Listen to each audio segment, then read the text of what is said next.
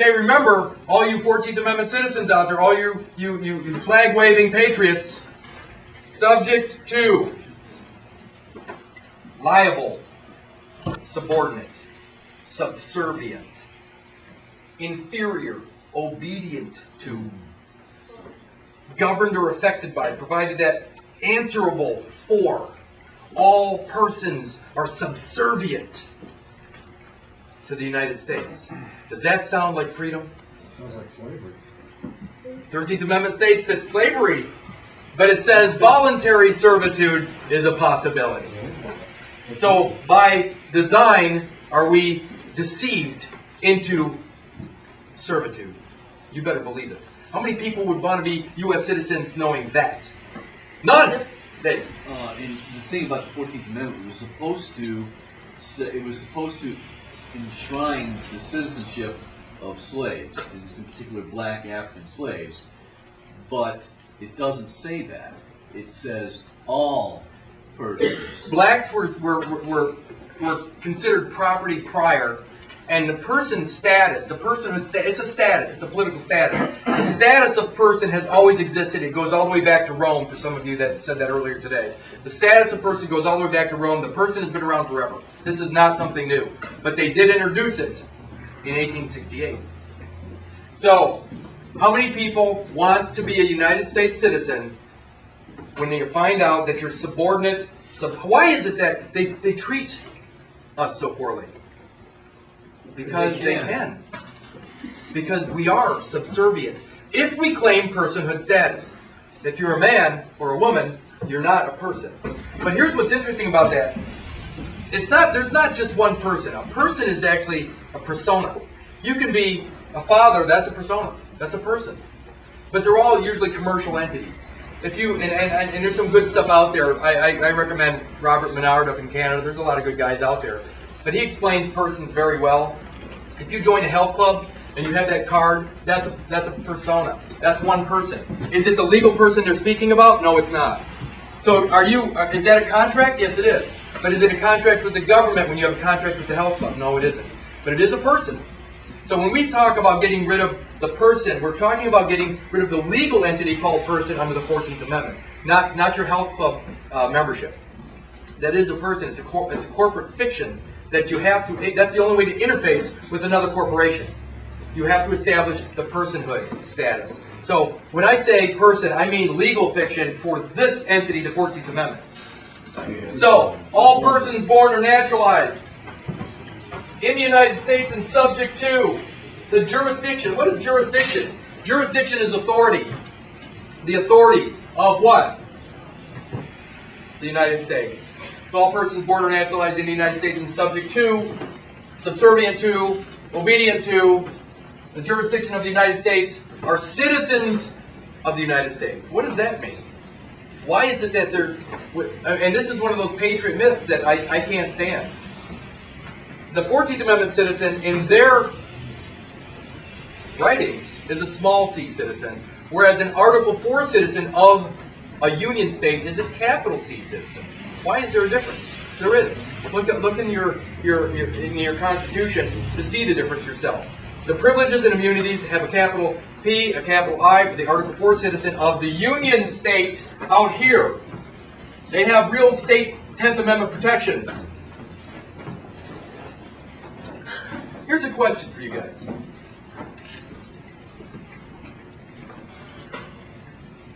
Obviously, I'm drawing a dividing line, so you already know the answer. If you claim citizenship to this, and this is where the Constitution lives, should you ever even expect constitutional protections over here?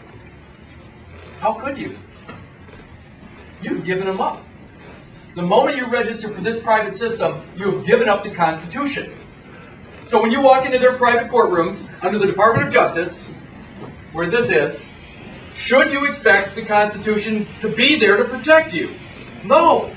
Is it ever there to protect you? No. See, it all starts to make sense. So let me just keep going. So all persons born or naturalized in the United States and subject to the jurisdiction thereof are citizens of the United States and of the state, the District of Columbia, wherein they, who the persons reside. Where are the persons created? In the District of Columbia. All persons are born there. I'll explain that in a second. That's really how this all got started. I mean, the fact that you're here today is because I wanted out completely.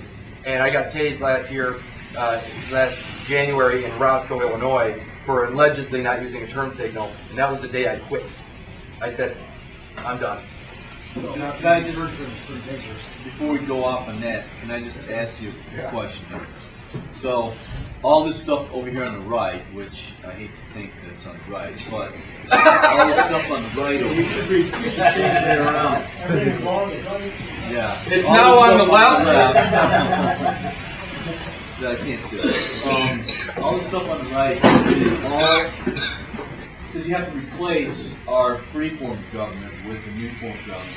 So that replacement of government, although it resembles the Constitution, it's now primarily statutory and administrative type rules and laws that they created under like a commercial code type situation, right? Right. And then,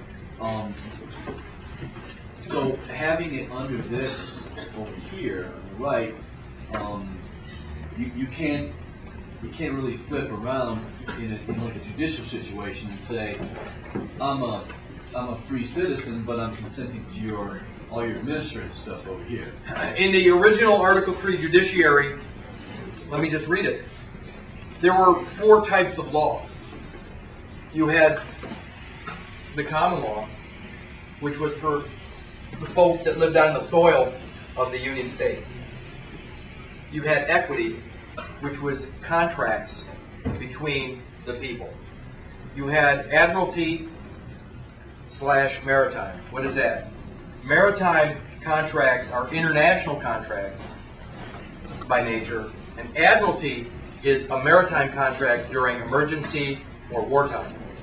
So those are the only possibilities. And that was in the constitutional world. Over here, there's only one.